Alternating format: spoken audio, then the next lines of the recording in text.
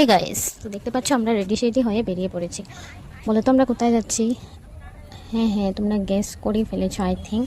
আর যদি না পারো তাহলে গেস করতে থাকো, আর আমরা ডেস্টিনেশনে গিয়ে তোমাদেরকে বলবো কোথায় যাচ্ছি। দেখতে পাচ্ছ আমরা গাড়িতে উঠে গেছি, এটা জিতুর গাড়ি আর কি। সো এই গাড়িতে করে আমরা যাচ্ছি আমাদের ডেস্টিনেশনে।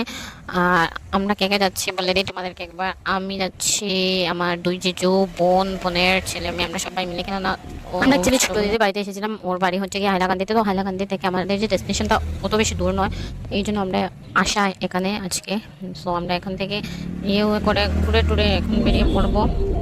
বেরিয়ে তো পড়েছি অলরেডি। আর এই দেখতে পাচ্ছ এখানে ভিউটা জাস্ট অসম না, কি বলবো। এখানে চায়ের কি বলে কার্টেন আছে, এই দোকানটি কার্টেন দেখতে পাচ্ছ, অনেক সুন্দর। আমরা রেটিংটাই জাস্ট অসম গাইস। বলার কোনো বাসাটা বেতন খারাপ করে করতে হবে, সেটা অনেক ভালো ছিল। তাই আর দেখি না, সেখানে সুপার ঘোরার